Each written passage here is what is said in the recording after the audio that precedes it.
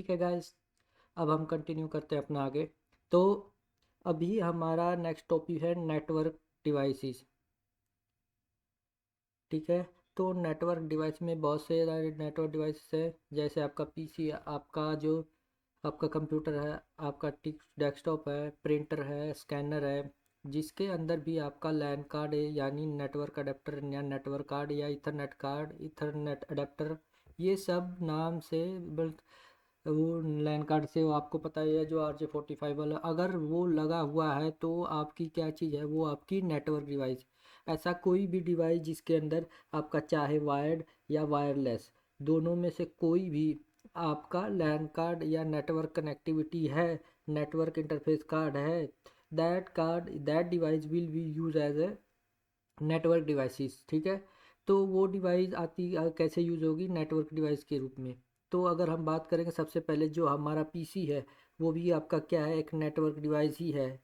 ठीक है। जैसे हम अगर हम बात कर लेते हैं, कल की हमारे पास एक पीसी है और दो पीसी हैं। नॉर्मली दोनों पीसीओ को कैसे कनेक्ट करेंगे, इन दोनों पीसी को हम कैसे कनेक्ट करेंगे, यूजिंग ईथरनेट के लिए यूटीपी केबल के थ्रू इन दोनों को कनेक्ट करेंगे, और इनके अंदर आपके लैन कार्ड्स लगे होंगे। इसके अंदर एक लैन कार्ड, इसके अंदर एक और लैन कार्ड लगा है, और इसके साथ साथ एक और पीसी आ जाए, तब आप क्या करोगे।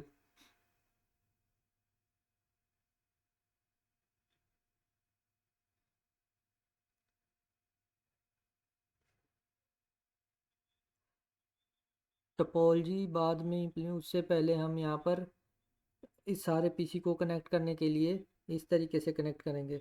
अभी अभी के लिए आप सब लोग ये भूल जाओ कि कोई डिवाइसेस अभी लॉन्च भी हुई है। पुराने ज़माने में चले जाते हैं कि स्टार्टिंग में जब पीसी आते थे कैसे कनेक्ट होते थे, कि क्या क्या उसमें हो सकता था, वो हम सिर्फ वहाँ पे चले जाते हैं पुराने टाइम में। ये हम भूल जाते हैं कि आज की डेट पे राउटर, स्विच, प्रिंटर, हब, ये सब हम भूल जाते हैं।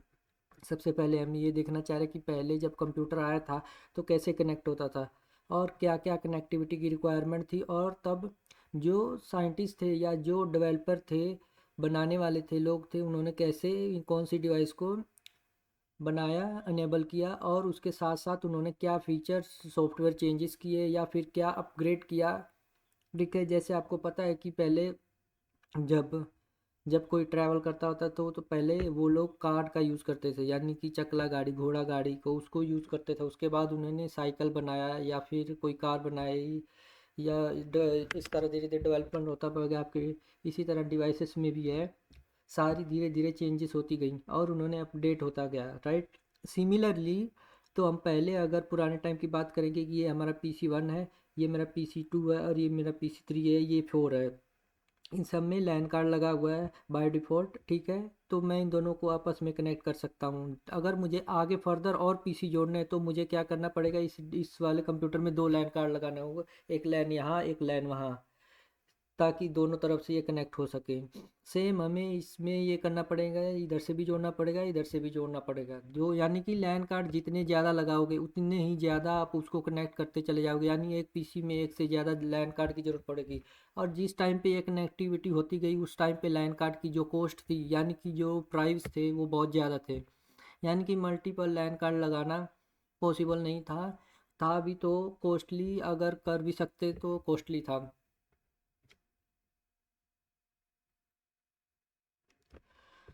नहीं नहीं, लैन कार्ड की बात करते, मान लो हर सिस्टम में एक लैन कार्ड बाय डिफ़ॉल्ट आता ही है।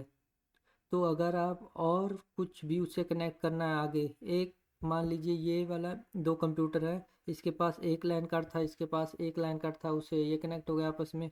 अब मान लो इसके साथ एक और पीसी जोड़ना है, तो फिर एक और पीसी लगाना पड़ेगा, तो एक और लैन कार्ड लगेगा।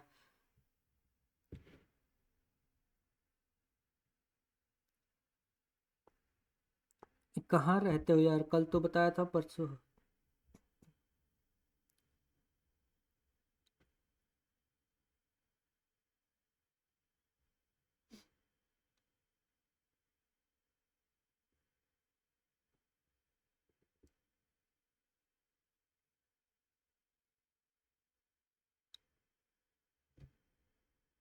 ये डिवाइस आप देखो, दिख रही है, ये हम लोग कहाँ लगाएंगे, डेस्कटॉप है, लैपटॉप है, कंप्यूटर के अंदर लगाएंगे। उसके अंदर होता है आपका हार्डवेयर पे लगेगा।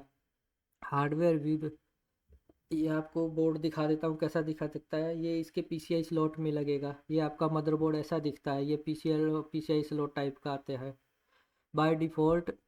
पीसी में बना होता है तो यूएसबी के अंदर बना होता है।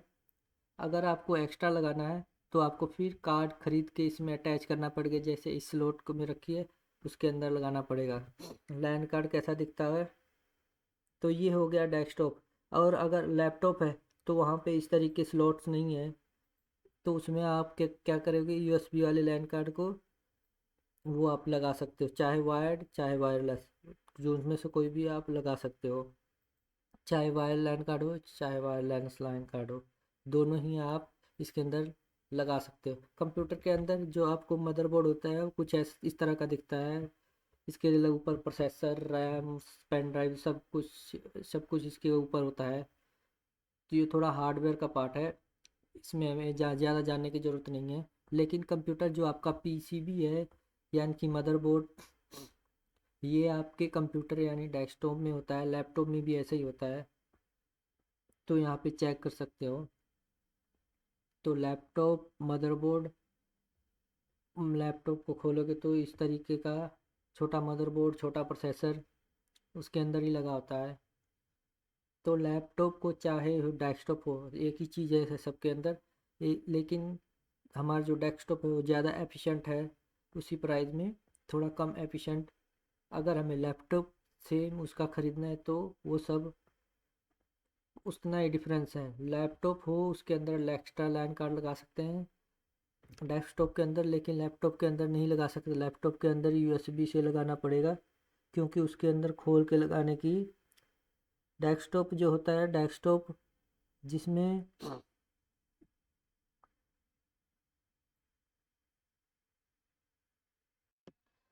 इसको हम बोलते हैं सीपीयू यानी सेंट्रल प्रोसेसिंग यूनिट। इसी के अंदर आपका motherboard, RAM, hard drive, power supply, ये सब कुछ इसी के अंदर होता है। ठीक है। प्रोसेसर ये सब आपका एक इसके अंदर, इस छोटे से बॉक्स के अंदर। और ये जो स्क्रीन देख रहे हो ये आपकी डिस्प्ले है। जैसे ये देख रहे हो यहाँ पे ये ट्रांसपेरेंट यहाँ फैन लगा हुआ है, ये मदरबोर्ड है, ये कंपोनेंट्स लगे हुए हैं, ये सब कुछ। और आपके कोई भी कार्ड लगाना है, ग्राफिक कार्ड वगैरह वगैरह, सब इस तरीके से इसके अंदर लगा सकते हैं। तो ये तो आपका डेस्कटॉप है। इसकी लैन कार्ड की अगर आपको लगाना है तो आपको स्लॉट पे लगाना पड़ेगा। लैन कार्ड ख़रीद के अगर एक्स्ट्रा लगाना है, एक लैन कार्ड मदरबोर्ड पर लगा होता है। बाकी ये जो आपके सीपीयू हैं किसी भी तरीके के उस डिज़ाइन के मंगा लो, अंदर लगेगा वही सामान। मदरबोर्ड, रैम, प्रोसेसर और आपका ग्राफिक कार्ड हो गया, अगर आपको लगाने की ज़रूरत है तो। और अगर एक्स्ट्रा लैन कार्ड लगाने की ज़रूरत, एक्स्ट्रा यूएसबी कार्ड लगाने की ज़रूरत तो अगर ऑप्शन है तो आपके मदरबोर्ड में आप लगा सकते हो। लेकिन लैपटॉप में आप हर चीज़ को एक्सटेंड नहीं कर सकते, एक्सपेंड नहीं कर सकते हो, आपको यूएसबी से लगाना पड़ेगा।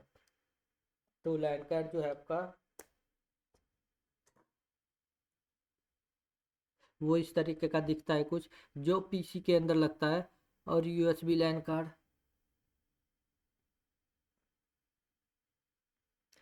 यूएसबी लैन कार्ड ये वाला है, चाहे तो ये सब आपका लगा लूँगा।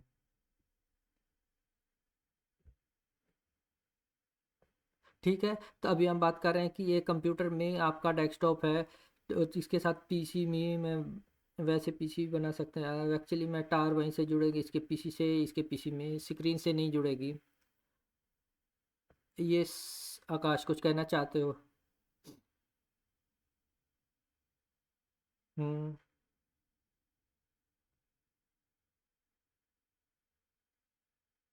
Correct correct.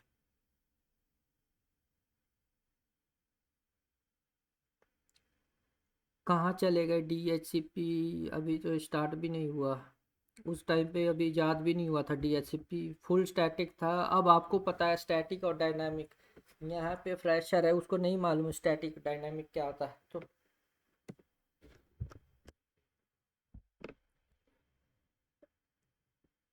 उस समय था ही नहीं वो।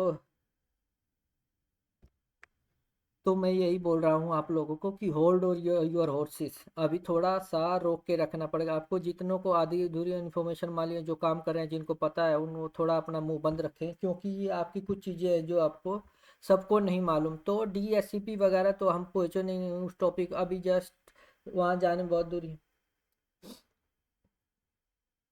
Correct correct. ठीक है ठीक है। इसलिए मैं उसी लिए उस हिसाब से चल रहा हूँ ताकि सबको समझ में आए। दैट इज़ वाई कि मैं आपका बेसिक से चल रहा हूँ। तो यहाँ पर अभी आप देखोगे कि दो कंप्यूटर को हम अगर हमने कनेक्ट करना है, दो लाइन कार्ड होने चाहिए आमने सामने, वो कनेक्ट हो जाएंगे। एक और जोड़ना है तो एक कंप्यूटर को डिसाइड करना पड़ेगा कि इसको या इसको एक्स्ट्रा लाइन कार्ड लगाना पड़ेगा। ठीक है, ऐसे करते करते करते हम यहाँ तक 5 10 20 कंप्यूटर जोड़ सकते हैं। पर प्रॉब्लम क्या थी वहाँ पर, इशू क्या था कि अगर एक कंप्यूटर बंद हो गया बीच में तो क्या होगा कि ये जो बाकी की आगे की कनेक्टिविटी इस कंप्यूटर से वो बंद हो जाएगी। लेकिन बाकी ये दोनों आगे के चलते रहेंगे एक दूसरे के साथ, बट यहाँ से इसकी कनेक्टिविटी बंद हो जाएगी। तो इस इश्यू को रिजॉल्व करने के लिए क्या किया उन्होंने, वो हमें देखना है।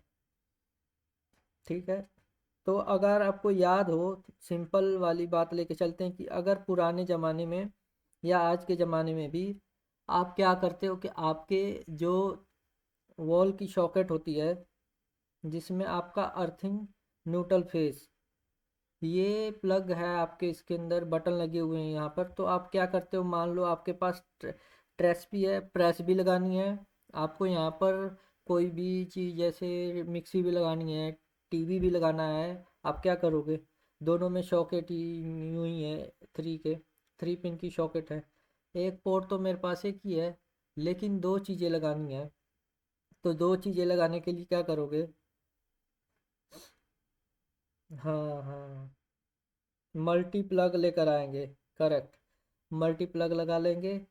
लेकिन अगर मैं मल्टी प्लग भी नहीं खरीद सकता तब क्या करोगे।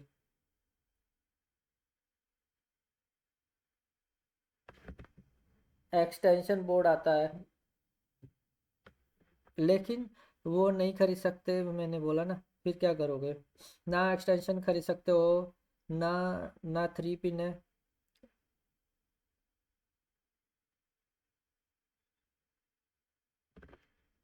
करेक्ट करेक्ट, हम क्या करेंगे, न्यूटन से न्यूटन, तार से तार जोड़ देंगे, और वो एक दूसरे से प्लग में, न्यूट्रल वाली न्यूट्रल में, फेस वाली फेस में, जहाँ उसमें जिसमें दोनों तीनों तार लगने और एक ही प्लग से। लेकिन उससे नुकसान क्या होगा, नुकसान ये होगा या तो ये प्लग उड़ जाएगा क्योंकि वो ज़्यादा लोड लेगा, या तो आपकी इनमें से कोई डिवाइस ख़राब हो जाएगी, उसका नुकसान ये होता है। उससे बचने के लिए हम लोग बेस्ट क्या तरीका है, 3 पिन भी कामयाब नहीं, 3 पिन भी जो होता है मल्टी प्लग भी होता है, वो गर्म होके सड़ जाता है कई बार। तो आप क्या खरीदते हो उसके लिए, एक्सटेंशन, और एक्सटेंशन भी कौन सी, जो थोड़ी अच्छी होती है। और जिनको एक्सटेंशन नहीं पता, पता तो होना चाहिए फिर, लेकिन फिर भी दिखा देता हूँ।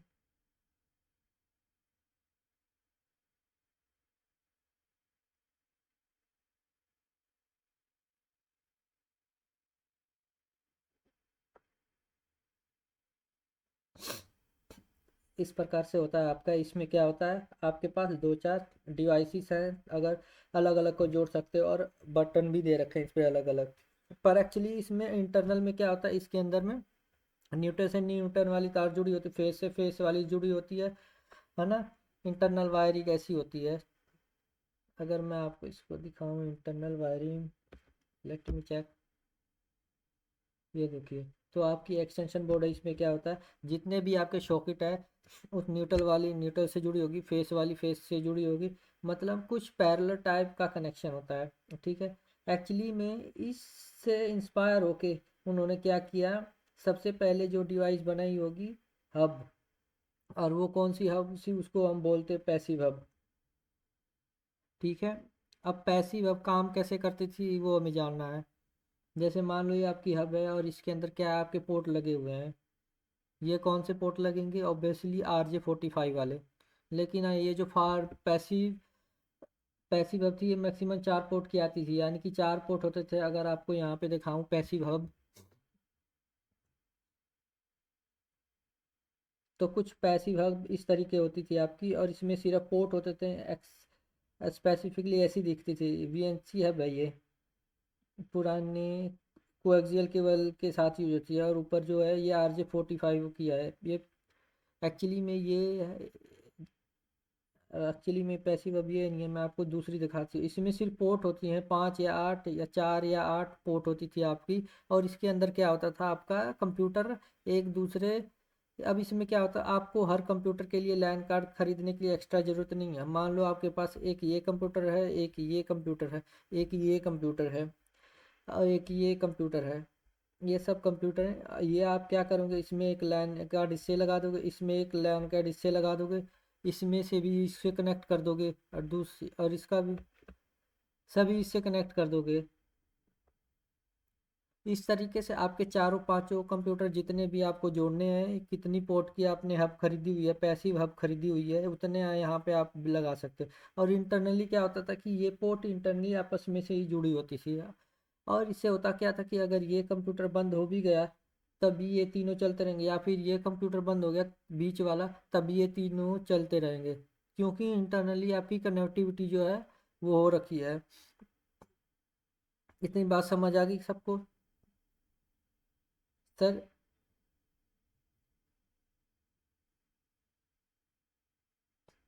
हाँ हाँ, वो एक ही रहेगा, इसीलिए एक ही नेटवर्क में वो हम पढ़ेंगे आईपी एड्रेसिंग में। अभी हमें पता ही नहीं कि आईपी एड्रेस वो भूल जाओ।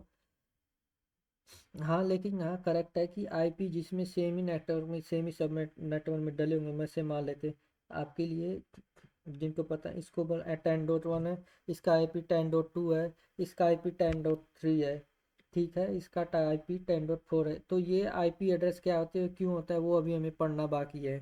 लेकिन आईपी एड्रेस से क्या इसको कम्युनिकेट करने के काम आएंगे, तो इन सब के आपके सेम ही सीरीज में स्टैटिक आईपी यानी मैनुअली आईपी दे रखे होंगे, और ये आपस में सारे कंप्यूटर कनेक्ट हो गए। तो हमारा जो कि हमको हर कंप्यूटर में एक्स्ट्रा लैन कार्ड लगाना पड़ता था, और उससे हमारी सेविंग हो गई। यस और नो? ये आपका जो हब आता था वो 4 पोर्ट से लेकर के 8 पोर्ट तक का आता था, पैसिव हब वाला। पैसिव हब में क्या होता था कि आपकी कोई पावर कनेक्टिविटी नहीं होती थी। पावर मतलब कोई अडेप्टर नहीं लगता था साथ, ठीक है। पैसिव हब में क्या होता था, केवल प्लग एंड प्ले, पीएनपी मतलब प्लग एंड प्ले, लगाओ और चला लो, इसको कोई पावर की जरूरत नहीं पड़ती। क्यों नहीं पड़ती थी कि क्योंकि इसके अंदर एक्सटेंशन बोर्ड की तरह काम करता था। अब आपका एक्सटेंशन बोर्ड जो है, क्या वो जो एक्सटेंशन बोर्ड होता है, क्या वो एक्सटेंशन बोर्ड आपका एक्स्ट्रा एक्स्ट्रा वोल्टेज जनरेट कर सकता है? नहीं कर सकता ना, ठीक है। तो उसकी ज़रूरत क्यों पड़ेगी, वो अभी हम देखते हैं। तो ये आपका जो हब है, पैसिव हब है, वो सीधा सीधा आपके एक्सटेंशन बोर्ड जैसा काम करता था। ताकि बस फ़र्क इतना होता था कि आप मल्टीपल कंप्यूटर्स को जोड़ना चाहते हो, तो आपके पास मल्टीपल RJ45 पोर्ट्स आ जाएगी, और आपको हर कंप्यूटर में एक्स्ट्रा लैन कार्ड खरीद करके लगाने के कर जला। मान लो 2 लैन कार्ड उस टाइम पर 1,000 के आते थे, 1,000 का एक हब भी आ जाएगा, और उसमें 2 पीसी की बजाय 8 पीसी लग जाएंगे। तो सस्ता कौन सा हुआ? ऑब्वियस सी बात कि हम पैसिव हब खरीदे और उसके साथ कनेक्टिविटी करें, बजाय कि हर कंप्यूटर के 500 रुपये का या 1,000 रुपये का लाइन कार्ड लगाते फिरे। तो इससे बढ़िया आप क्या करोगी, एक पैसिव हब खरीदो और उसमें आप सारे कंप्यूटर जोड़ दो डायरेक्टली, और दे विल ऑल कम्युनिकेट। और उसमें फ़ायदा भी है कि अगर कोई कंप्यूटर बीच में बंद भी होता भी है तो भी कनेक्टिविटी चलती रहेगी हमारी बाकियों के साथ।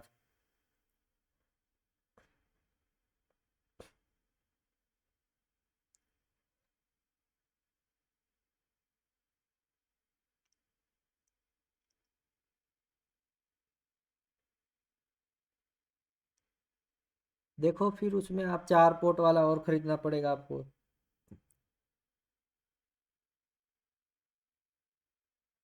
और ख़रीदना पड़ेगा। मान लो तीन तीन कंप्यूटर यहाँ लगा लिए और 4 पोर्ट वाला हब यहाँ तो, ये भी 4 पोर्ट वाला। एक पोर्ट जो बचा है वो हब से भी जोड़ना पड़ेगा, क्योंकि इसका आईपी और इसका आईपी है 10.2, इसका आईपी 10.3, इसका आईपी 10.5, इसका आईपी 10.6। ये सब एक दूसरे से कम्युनिकेट करेंगे, क्योंकि हमने हब के बीच में कनेक्शन कर दिया आपने, राइट। इन दोनों हब्स के बीच में हमने क्या कर दिया, कनेक्टिविटी कर दी।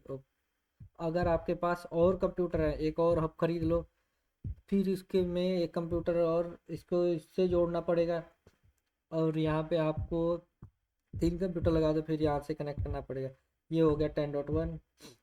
जैसे लेकिन हमें समझना होता है कि वो काम कैसे करता है, ये आजकल बिल्कुल भी यूज नहीं होता है। 7.7 आप जितने एक्स्ट्रा चाहिए, या तो आप उतनी बड़ी हब खरीदो। वहाँ पे जैसे मैंने बोला कि 8 पोर्ट की आती थी पैसिव हब, 8 पोर्ट की हब 3-4 तब कनेक्टिविटी कर लो, या फिर आप जो है पीसीज को मतलब आपस में कनेक्ट करते रहो उनमें एक्स्ट्रा लैन कार्ड लगा के। ठीक है, वो एक तरीका है। कि आज के टाइम पे जो ऑर्गेनाइजेशन है जहाँ पे 400 सिस्टम है, तो वो अब हब से ही कनेक्ट होते हैं, या उसके लिए अलग डिवाइस आती है, वो जो रैक में हम डालते हैं। इसके बारे में भी हम बात करेंगे। अब हमें ये समझने की एक्चुअली में जो डिवाइस आई थी तो क्या हुआ था। जब हम वहाँ तक पहुँचेंगे तो उसके बारे में बात करेंगे, अभी हमने स्टार्ट किया है इसके बारे में। अभी दिल्ली दूर है, जब पहुँचेंगे तब सारी चीज़ें देखने को मिलेगी।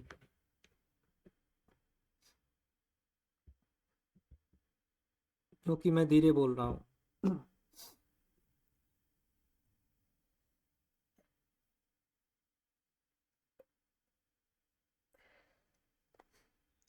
दिल्ली जाएंगे, थोड़ा सा सब्र रखो। अभी देखो, एकदम से हमने क्या किया, एक्चुअली में हमें थोड़ी देख की डेटा सेंटर इतनी बड़ी बड़ी चीज़ें होती हैं ये होता है, लेकिन अभी हम वापिस से शुरुआत तक पहुंच गए, यानी कि अब हम 800 BC में पहुंच गए, पुराने ज़माने में। तो बिल्कुल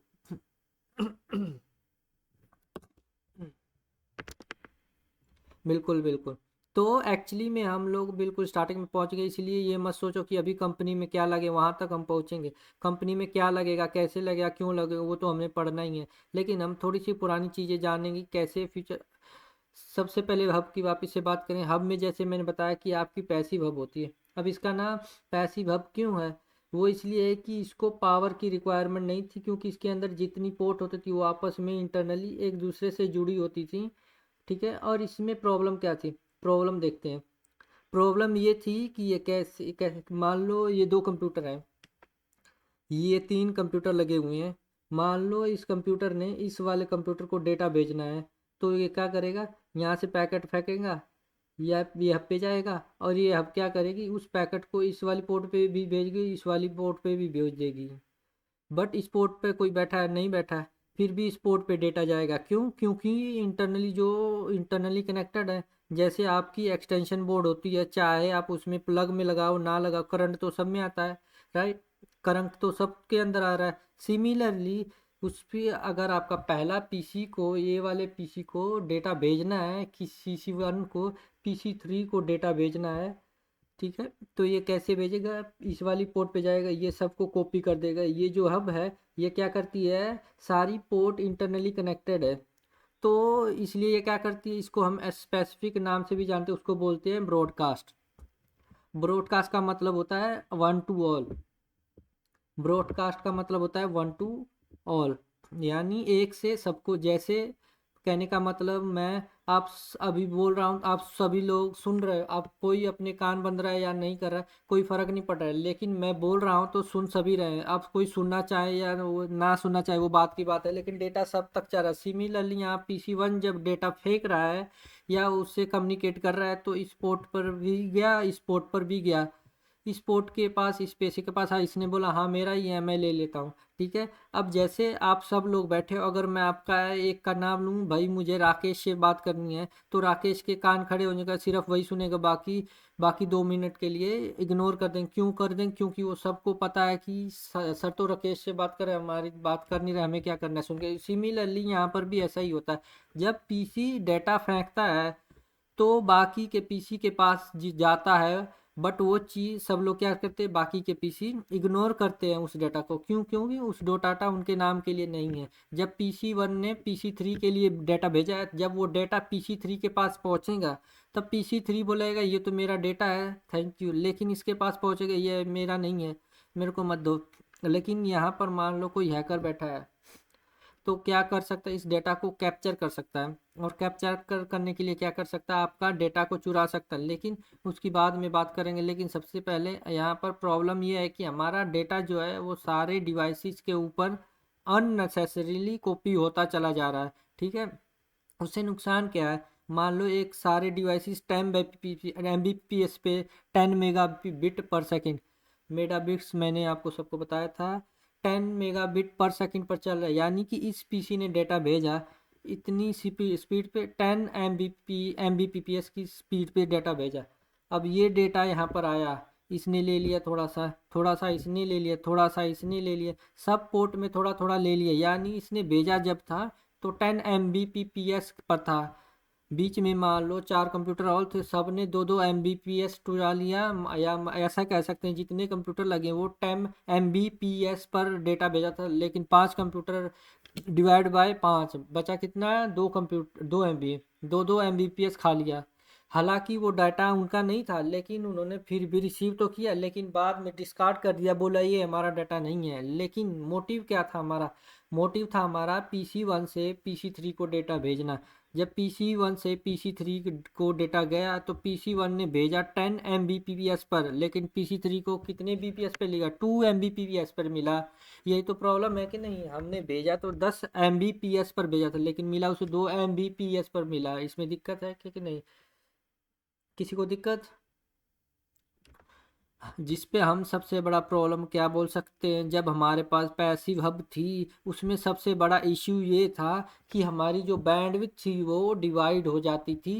ठीक है, आप कैसा कह सकते हो कि आपकी लॉजिकली जो डिवाइस जो बैंडविड्थ थी वो कम हो जाती थी पहुंचते पहुंचते। सिमिलर अगर हम एक्सटेंशन की बात करें बिजली बोर्ड की, उसमें भी कुछ ऐसे ऐसा ही होता है। उसमें इतना ज़्यादा फर्क नहीं पड़ता, लेकिन उसमें कुछ ऐसा इशू आता है।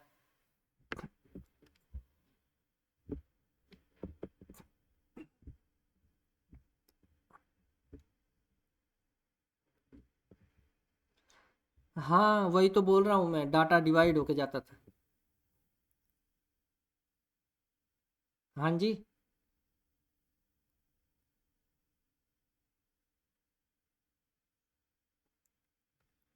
आधा आधा कुछ नहीं जा रहा, देखो सिंपल सी बात है। हालांकि आपने नोटिस किया कि नहीं किया, नहीं कि जब भी आप, अब इसको मैं कैसे बताऊं, लेकिन हाँ यहाँ डेटा पे पूरा जा रहा है। यानी कहने का मतलब इसने फेंका, पैसा इसके पास आएगा, लेकिन स्पीड कितनी थी आने की? वो इसने खींच ली, थोड़ी सी, थोड़ी सी इसने खींच ली, थोड़ी सी इसने खींच ली। हर एक बंदे ने थोड़ी थोड़ी आपकी स्पीड जो है थोड़ी थोड़ी एग्जॉर्ब कर ली। ठीक है, तो डेटा जो भेजा था वो पूरा ही गया था, लेकिन PC 1 ने PC 3 को पूरा का पूरा ही मिला। लेकिन आपका जो यहाँ पर डेटा जो थोड़ा बैंडविड्थ की जो बैंडविड्थ जो उसकी लॉजिक कम हो गई।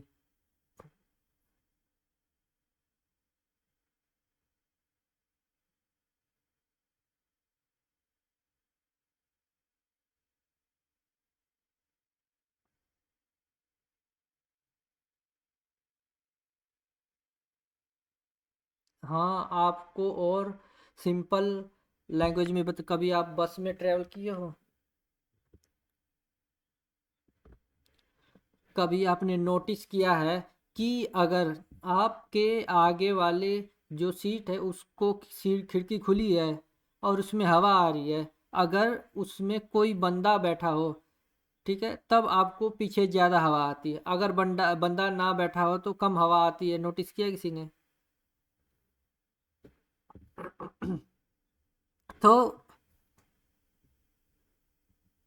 तो उसका मतलब क्या होता है कि जब वहां पे बंदा बैठा है ना, तो हवा उसको अट्रैक्ट कर रही है। क्यों कर रही है? क्योंकि वहां पर कोई ना कोई है। तो वो ऑब्जर्व कर लिए, इसलिए आपको पीछे की ओर आने लगी। लेकिन अगर कोई नहीं है वहाँ पे तो क्या होता कि वहाँ पर, तो कहने का मतलब जब जहाँ पर जो भी पीसी लगे हुए हैं उन्होंने थोड़ी थोड़ी वो चीज़ ऑब्जर्व कर ली, हालांकि वो कम नहीं हुई। हवा मतलब जो उसका एयर था, एयर तो उतना ही रहेगा, लेकिन सिर्फ क्या हुआ, एब्जॉर्व करने की, जो बीच में बंदे बैठे हैं, जी बीच में जो लोग बैठे हैं, एब्जॉर्व किया, लेकिन डिनाई कर दिया कि मेरा डेटा नहीं है। जो डेटा जितना भेजा था वो उतना ही मिला PC3 को। सिर्फ क्या हुआ कि हमारी स्पीड थोड़ी सी, ऐसा कह सकते हैं कि आती हुई कम हो गई, डिवाइड हो गई।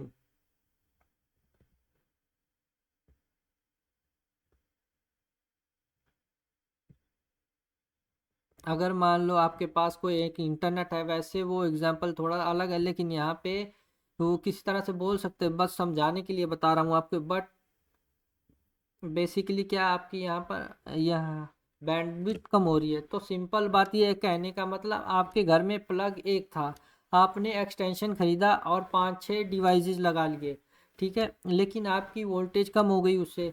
बल्ब आपका एक 100 वाट का एक धीरे चल रहा है, प्रेस आपकी धीरे गर्म हो रही है। हालांकि आपने एक प्लग को सिर्फ एक्सटेंड ही किया था ना, तो करंट तो उतना ही आ रहा है, 240 वोल्ट पूरे ही आ रहे हैं, लेकिन एम्पियर कम हो जा रहे हैं। उसकी वजह से क्या हो रहा है, आपकी डिवाइस से जो कम जलती हैं, मतलब कम लगती है उसमें। उसमें फिर हम क्या करते हैं, क्या खरीदते हैं उसके चक्कर में, स्टेपलाइजर खरीदते हैं कि नहीं, है ना। तो स्टेपलाइजर खरीदना पड़ता है उसके चक्कर में। उससे क्या होगा, आप अगर स्टेपलाइजर खरीदोगे तो आप 2-4 डिवाइसेस थोड़ा ढंग से चला पाओगे। यानी कि अगर आपने एक्सटेंशन में एक्स्ट्रा डिवाइसेस लगाई हैं, उनके ऊपर वोल्टेज जो है ढंग से आ पाएगी, वो सही से आ पाएगी और वो सही से काम करेगी। तो उसके लिए यहाँ पर क्या फिर हमने निजात किया, एक्टिव हब को इम्प्लीमेंट किया। तो प्रॉब्लम क्या थी, बैंडविड्थ डिवाइजेशन, सॉल्यूशन क्या निकला, एक्टिव हब। लेकिन कैसे वो इसको रिजॉल्व करेंगे वो अभी हम समझेंगे। तो एक्टिव हब कैसे काम करती हैं वो अभी हम समझते हैं।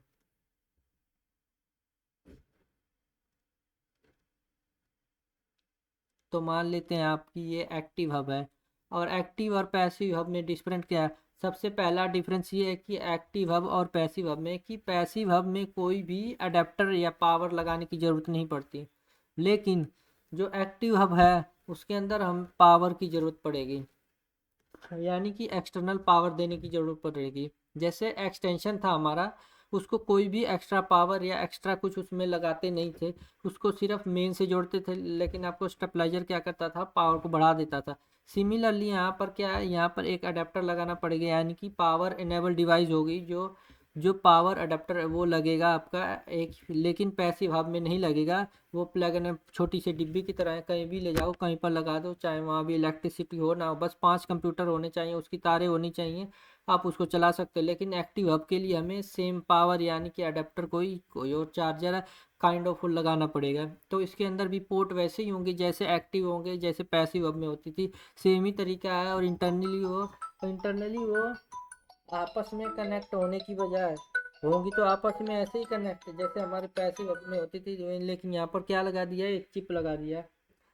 वो कौन सी चिप लगा दी यहाँ पर, एम्पलीफिकेशन चिप, यानी कि आपका स्टेबलाइजर लगा दिया है, ऐसा कैसा एम्पलीफिकेशन चिप। ये सारी पोर्ट एक दूसरे से कनेक्ट होने की बजाय किससे कनेक्ट होंगी, इस एम्पलीफिकेशन चिप से। और यहाँ पर हमने लगा दिया PC। अब क्या हुआ, अगर आपका जो PC1 है उसने PC2 को डेटा भेजना है, तो ये क्या करेगा, ये PC1 है, इसने डेटा भेजा PC4 को, ये क्या करेगा यहाँ पर ये आपका डेटा भेजेगा इसको, इस पोर्ट पे। अब ये डेटा कहाँ जाएगा, चिप के पास जाएगा। अब चिप क्या चेक कर रही है, चिप ऑटोमेटिक ही सेंस कर रही है कि नीचे कितने कंप्यूटर लगे हुए हैं, क्योंकि उस पोर्ट जुड़े हुए हैं, तो वो बोल रही है 1 2 3। अब इसने भेजा डाटा कितनी MBPS पर, 10 MBPS पे। यहाँ पे डाटा पहुँचा 10 MBPS, चिप ने देखा डेटा भेजना है। अभी ये क्या करेगा, मल्टीप्लाई कर देगा एक्चुअल बैंडविड्थ को, 10 × 3 कर देगा 30 MBPS। तो ये लॉजिकल बता रहा हूँ, कोई ऐसा स्पेसिफिक रियल में नहीं करता, सिर्फ समझाने के लिए बता रहा हूँ। ये 10 MBPS से डाटा भेजा था, इसने क्या किया, उसको मल्टीप्लाई कर दिया। अब क्या हुआ, इसको डेटा मिला कितने MBPS पे, इसने बोला मेरा नहीं है। इसको डेटा मिला कितने MBPS पे, इसने बोला डेटा मेरा नहीं है। इसको कितने एम बी में मिला, 10 Mbps पे, लेकिन इसने कहा डेटा मेरा है, भेजा कितने पता, 10 Mbps पे, मिला कितने पे, 10 Mbps पे।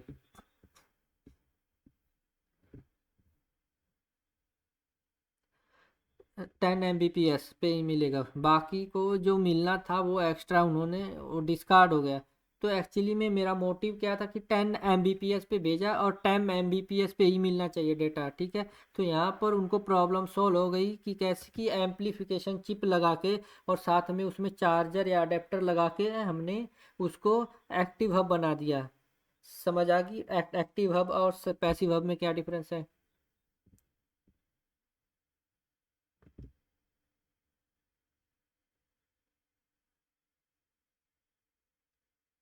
हाँ हाँ, डेटा वही है, करेक्ट करेक्ट, डेटा वही है, प्रोसेस वही है आपका, सिर्फ उसमें एडवांस बना दिया कि हमारा जो मोटिव था वो क्लियर करता था, वहां पर जो प्रॉब्लम थी वो सॉल्व करनी। देखो जब भी कोई चीज़ आती है उसमें कोई खामियां होती हैं, वो धीरे धीरे रिजॉल्व होती हैं, राइट।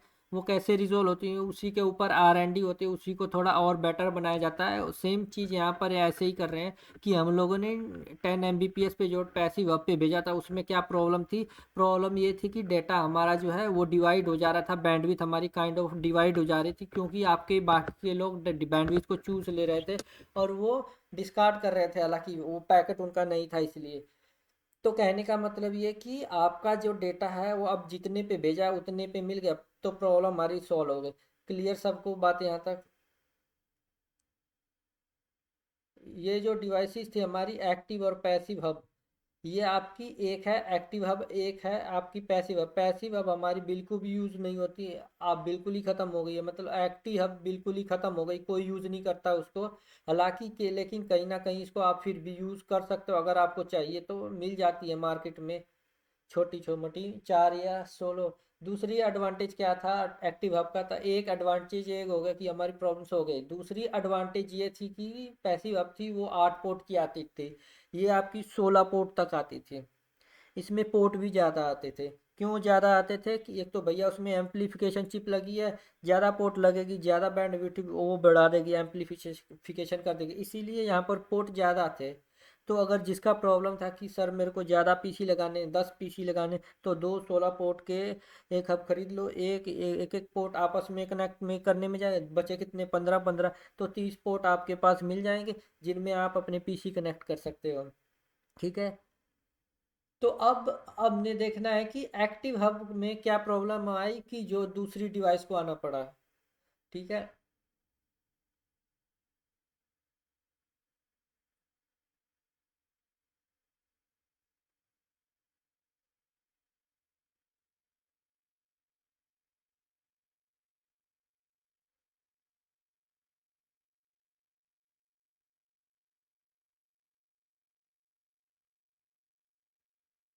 नहीं बच्चे, वो 10 पर ही रहेगा, रीज़न कि उन सबको डाटा जा रहा है जितने पोर्ट कनेक्टेड है, ठीक है। डाटा तो सबको जा रहा है, क्योंकि ऐसा तो नहीं है कि मान लो आपका ये पीसी ने, मान लो ये वाले पीसी ने इस वाले पीसी को भेजना है, इस वाले पीसी को डायरेक्ट थोड़ी भेजेगा, ये डाटा पहले यहाँ जाएगा, फिर वो इसको भी भेजेगा, इसको भी भेजेगा।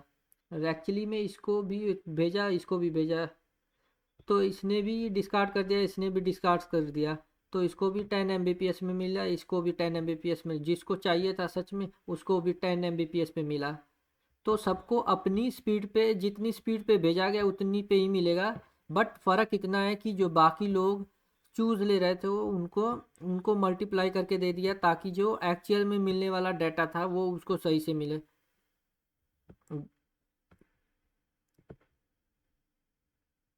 बिल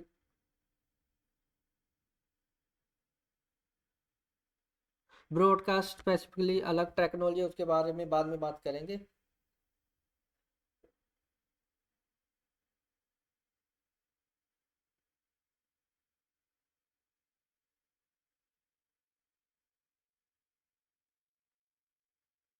बिल्कुल बिल्कुल, जैसे हमने आईपी एड्रेस की बात करी वो आगे हम समझेंगे, वैसे ही सबका अपना अपना नाम होता है, जैसे हमारा नाम, हमारा नंबर है, हमारा सबका अलग अलग एड्रेस है। हमारे सबका एड्रेस एक तो नहीं है, सबका एड्रेस अलग है। मान लो मुझे आपके पास पैकेट भेजना है तो आपके अलग एड्रेस अलग नाम से जाएगा, नाम एक जैसे हो सकते हैं लेकिन एड्रेस कभी ये सेम नहीं हो सकते। वैसे ही कंप्यूटर में भी है। कंप्यूटर भी दो तरीके के एड्रेस होते हैं, एक होता है फिजिकल एड्रेस, एक होता है लॉजिकल एड्रेस। लॉजिकल एड्रेस मतलब आपका नाम, फिजिकल एड्रेस मतलब इसके पास आप लोगों का घर का एड्रेस। तो जो पीसी का फिजिकल एड्रेस है वो कभी भी सेम नहीं होता। चाहे 50 पीसी हो, चाहे 10 पीसी हो, या 100 पीसी, सबका फिजिकल एड्रेस अलग है।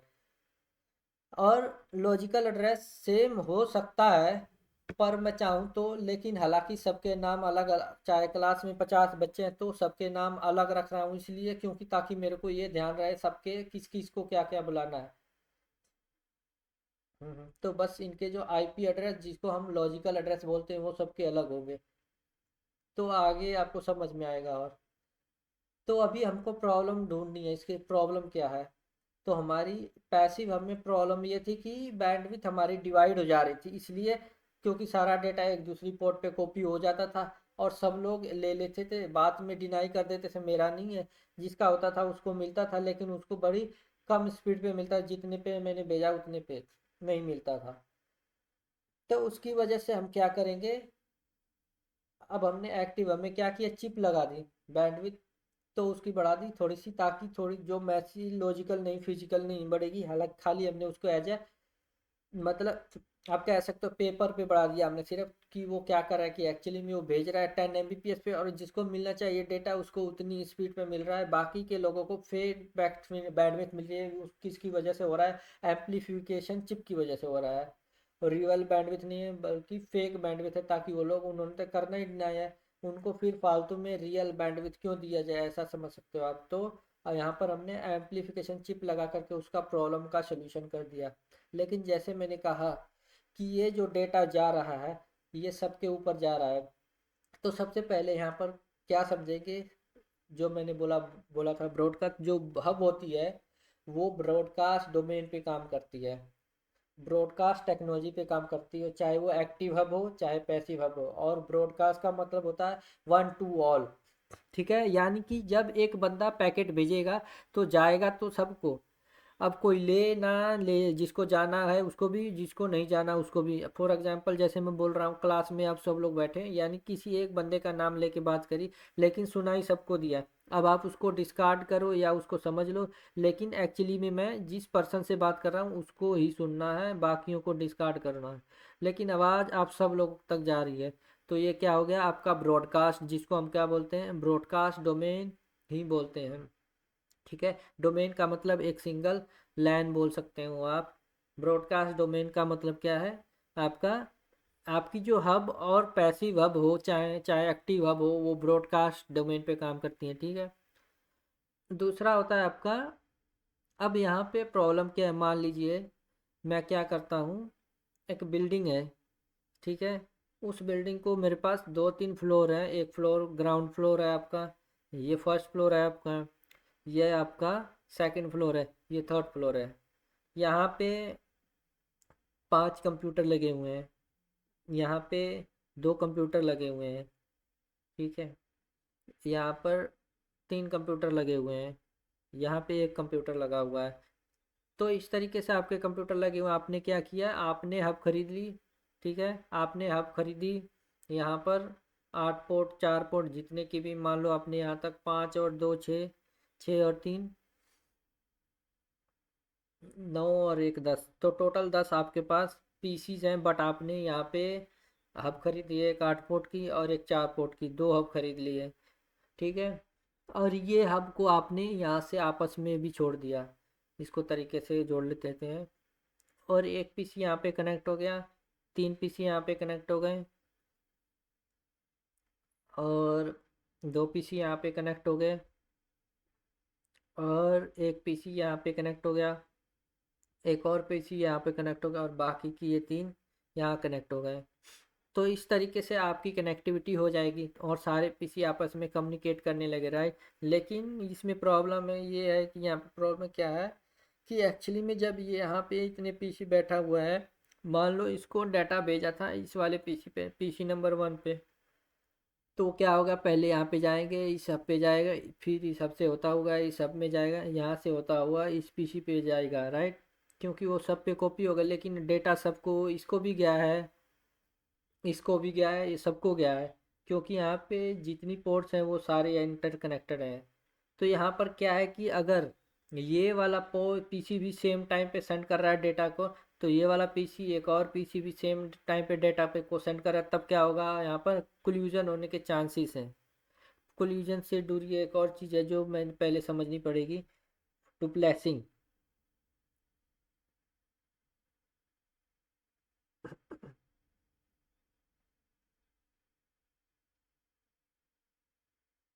कहने का मतलब मैं बोल रहा हूँ और साथ में एक और बंदा मेरे पास खड़ा है वो भी बोल रहा है, या फिर आप बोल रहे हैं, अगर आपके साथ 5 लोग और बोल रहे हैं तो मुझे थोड़ी समझ में आएगा क्या बोल रहे हैं।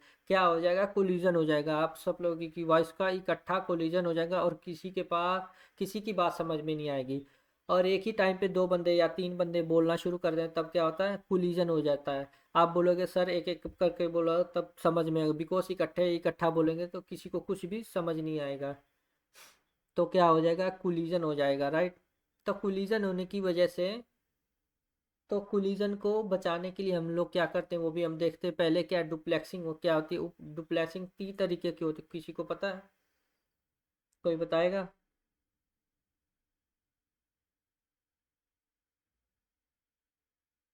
ना, सिंप्लेक्स, हाफ हाफ डुप्लेक्सिंग और फुल डुप्लेक्स। मतलब क्या है इसका, एग्जाम्पल भी बताता हूँ आपको। सिंप्लेक्सिंग हो या सिंप्लेक्स बोल दो या सिंप्लेक्सिंग बोल दो, यहाँ पर जो भी बोलना है आपको। बट यहाँ पर एक्चुअली में क्या है, 3 तरीके के आपके डुप्लेक्सिंग होती है, यानी इसका मतलब क्या है, सिंप्लेक्स का मतलब होता है आपका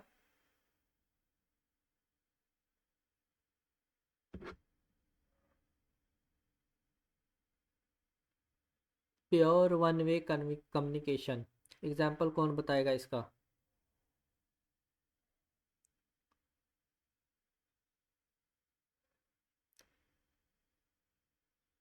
टीवी, रेडियो। टीवी रेडियो इसका एग्जाम्पल है, कहने का इसका मतलब ये है कि जहाँ आपका प्योर वन वे कम्युनिकेशन है, मतलब टीवी में क्या होता है, सिर्फ आप सिग्नल रिसीव करते हो, भेज तो नहीं सकते हो ना कुछ। रेडियो में आप सिग्नल रिसीव करते हो, भेज तो नहीं सकते, तो इसको हम बोलते हैं प्योर वन वे कम्युनिकेशन, जहाँ इस पे कुछ आ रहा है या जा रहा है, एक ही चीज़ हो रही है सिर्फ, उसके अलावा कुछ और नहीं हो रहा, वो होता है वन वे कम्युनिकेशन।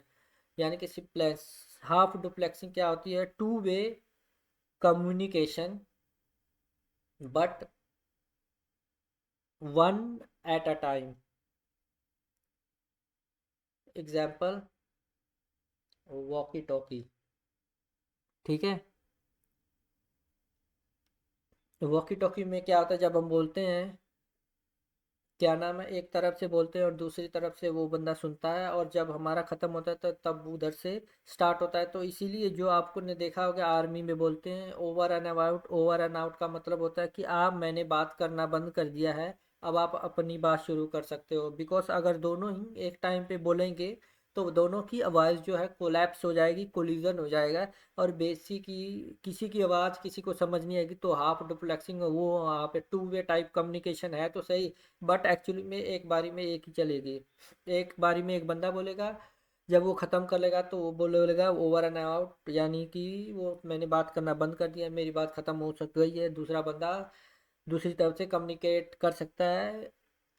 तो हाफ डुप्लेक्सिंग जो होती है वो टू वे होती है, बट एक टाइम पे एक ही बंदा बात कर सकता है, यानी कि एक टाइम पे या तो सेंडिंग होगी या तो रिसीविंग होगी। और सिंप्लेक्सिंग में मोस्टली क्या होती है, रिसीविंग और सेंडिंग। फुल डुप्लेक्सिंग में क्या होता है आपका, प्योर टू वे कम्युनिकेशन, मतलब एग्जांपल,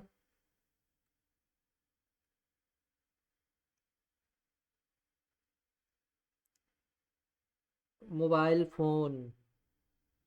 तो इसमें क्या होता है, दोनों एक दूसरे को गाली दे रहे हो, सुनाई दे रहा है दोनों को, तो कुछ भी मतलब एक्स वाई जेड जो भी एक दूसरे को बोलोगे आपको सुनाई देगा ही देगा। हाँ, टेलीफोन भी हो सकता है। तो टेलीफोन भी आपका है या कुछ भी है आपका, वो सब क्या है यहाँ पे, फुल डुप्लेक्स। तो एक्चुअली में जो हमारी हब होती है वो आपकी किस पे काम करती है बाय डिफ़ॉल्ट, हाफ डुप्लेक्स पे काम करती है। सिंप्लेक्स पे हमारा नॉर्मल कोई नेटवर्क डिवाइस काम नहीं करता, हाफ डुप्लेक्स पे हमारी काम करती है, वो हमारी हब काम करती है। हाफ डुप्लेक्सिंग पे काम करने की वजह से क्या हो जाता है, यहाँ पर कोलिजन हो जाता है। यानी कि अगर मान लो एक ही टाइम पे दो बंदे बोलने की कोशिश करेंगे तो क्या हो जाएगा, कोलिजन। तो इसीलिए यहाँ पर क्या होता है हब के अंदर, या आप यहाँ बोल सकते हो कि हब के अंदर क्या होता है, वन ब्रॉडकास्ट और वन कोलिजन। वन कोलिजन क्यों? क्योंकि आपको मान ले लेते हैं इस पीसी ने डेटा भेजा था, और यहाँ से जब इसने डेटा भेजा ये भी सेम टाइम पे भेजा, तो इन दिनों की पोर्ट पे कोलिजन हो गया। और वो सेम कोलिजन क्या है, वो सारी पोर्ट में फैल जाएगा। क्यों क्यों फैल जाएगा? वो सारी पोर्ट एक दूसरे से इंटरकनेक्टेड है।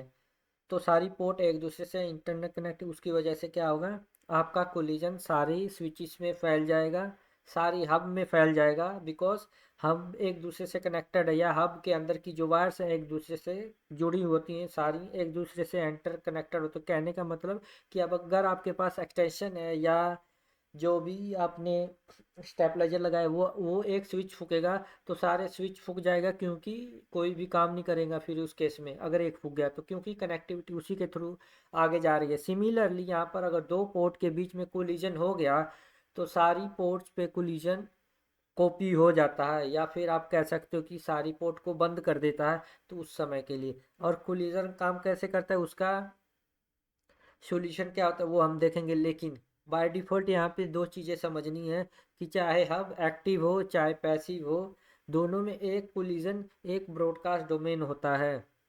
इतनी बात समझ में आ गई? तो अगर आपके उसे इंटरव्यू में पूछता है कि how many collision domains are in hub, तो आप क्या बोलोगे, there is only one collision and one broadcast domain, right.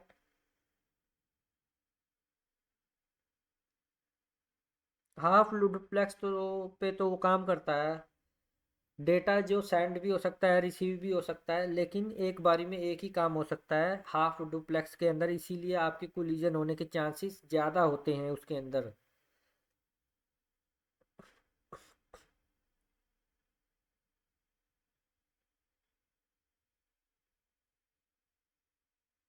Broadcast domain का मतलब, broadcast one broadcast domain it will send all the data to, it will send data the all the computer, all the PCs in a domain और in a hub.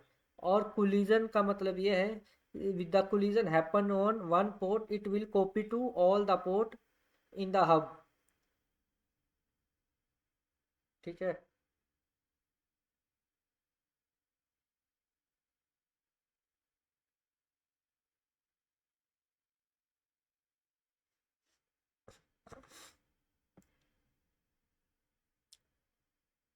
तब भी collision हो जाएगा, yes. Yes yes, मतलब कहने का किसी का भी डाटा आगे नहीं बढ़ेगा, कुछ देर के लिए रुक जाएगा। एक्चुअली में क्या होता है कि जब कोलिजन होता है बेसिकली, अच्छा यहाँ पर एक और डाउट रहता है जिनको मालूम है, जो लोग फ्रेशर नहीं है, यहाँ पर एक और डाउट ये रहता है कि आपको कोलिजन होता कहाँ है, आपके हब के अंदर कोलिजन होता है या फिर कहीं और होता है? कौन बताएगा? हब के अंदर कोलिजन होता है किसी और जगह होता है? कौन सी जगह पे?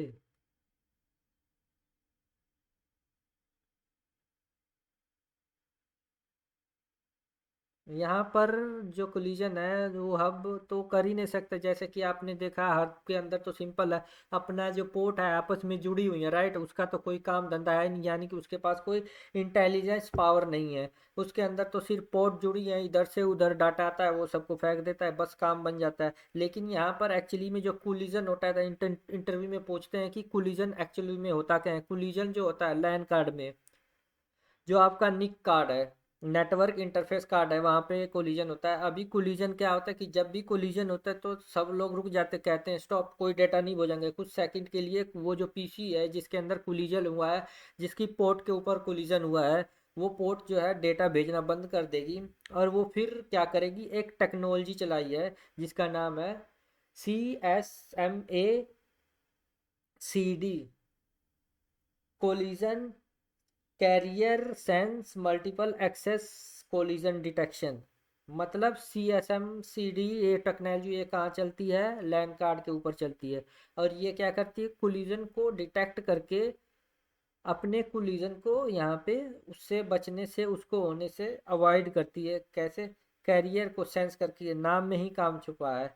कैरियर को सेंस करके जितने भी एक्सेस हो रहे हैं उसको कोलिजन डिटेक्ट करती है और थोड़ी देर बैकआउट कर जाती है। बैकआउट का मतलब आपको रुक जाती है, डाटा भेजने से रुक जाती, कहने का मतलब ये आपकी हब थी और यहाँ पे पीसी है, यहाँ पे ये पीसी है, यहाँ पे ये पीसी है।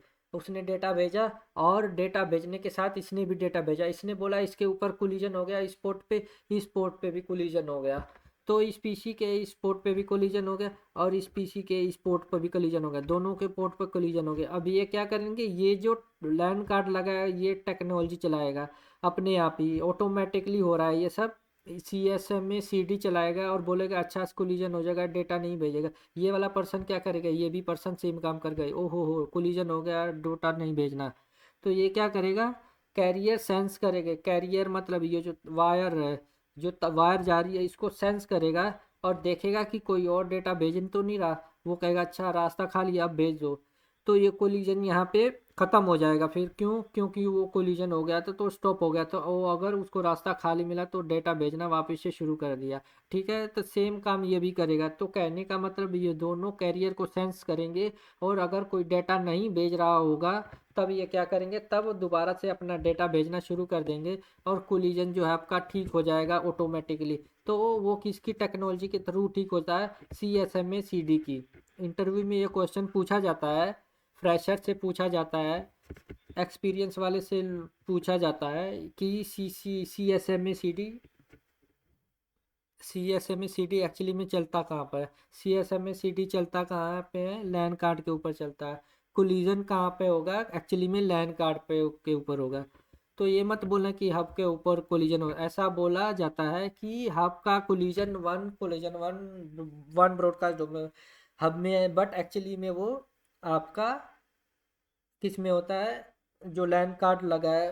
बेसिकली लैन कार्ड कनेक्ट हमारा हब से होता है, इसलिए हम ऐसा बोल देते हैं।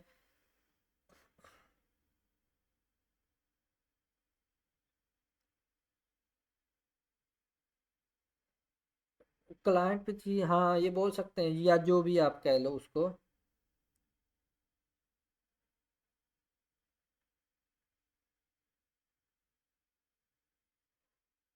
कहाँ से कहाँ जोड़ते हो यार।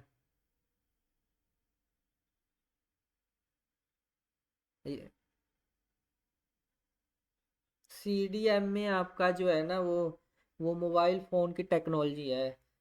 वो स्पेसिफिकली जो कनेक्टिविटी होती है टावर्स की, उसकी कनेक्टिविटी है। उसका इससे लेना देना कोई है नहीं। CSMA CD आपका क्या, carrier sense multiple access collision detection. लेकिन CDMA आपका कुछ और होता है। CDMA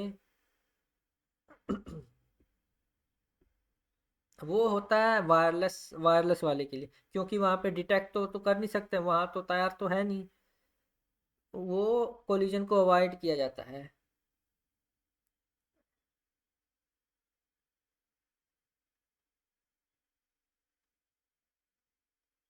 कोलिजन अवॉइडेंस होता है, वो हम बात करेंगे वायरलेस के टॉपिक जब पढ़ेंगे।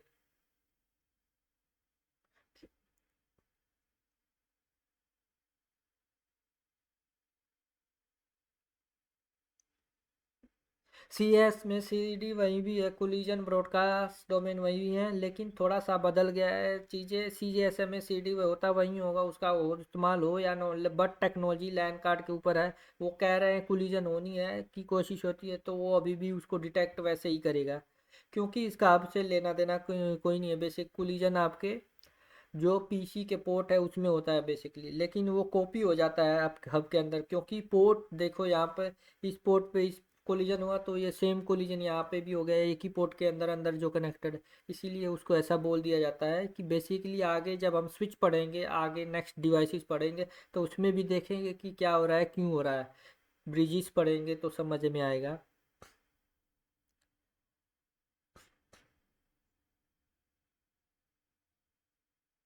तो आज के लिए इतना ही रखते हैं, इतना ही समझते हैं, तो हम कल नेक्स्ट डिवाइस को समझो गाइस। दो तरीके हैं हम सीधा सीधा कल नहीं बच्चे, मंडे को, मंडे तक आपकी जितनी भी वीडियोस हैं वो सब अपलोड हो चुकी होंगी। आप जितनी भी वीडियोस हैं, जिन्होंने नहीं देखी वो पुरानी वीडियो देख लेना और नोट्स बना लेना। जिसको मैं इंपॉर्टेंट बोलता हूँ, इंटरव्यू से रिलेटेड बोलता हूँ, उसको भी लिख सकते हो आप कि ये पूछा जाएगा, वो पूछेगा, और ऐसे ऐसे बोलता रहूँगा हर क्लास में। तो आपको अंदाज़ा हो जाएगा कि क्या चीज़ इंपॉर्टेंट है, कौन से क्वेश्चन पूछे जाते हैं, वो सब आपको लगता जाएगा अंदाज़ा। Yes yes. नोट्स आप खुद बनाओगे। पीपीटीज आपको मिलेंगे, सारा डेटा मिल जाएगा। देखो पीपीटी मैंने पहले भी बोला, ये सारी चीज़ें आपको मिल जाएंगी, नेट से भी मिल जाएंगी, इंटरनेट पे भी अवेलेबल है, पीडीएफ डाउनलोड करेंगे। नहीं नहीं, मैं आपको प्रैक्टिकली ये जो पीडीएफ फाइल्स हैं आपको दे दूंगा, पीपीटीज होती हैं वो भी दे दूंगा, बट उसका कोई फ़ायदा नहीं है।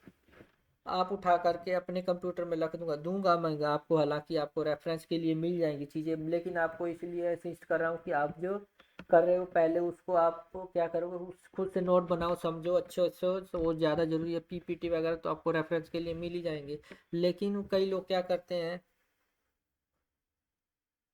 कोई बात नहीं, वो आप वीडियोस दोबारा वॉच कर लेना, जो स्टार्टिंग वाली थी वो आप री वॉच करेंगे तो आपको समझ में आ जाएगा। और फिर से बोल रहा हूँ, बुक्स पीडीएफ वो सब आपको मिल जाएंगी सारी चीज़ें, don't worry about those thing.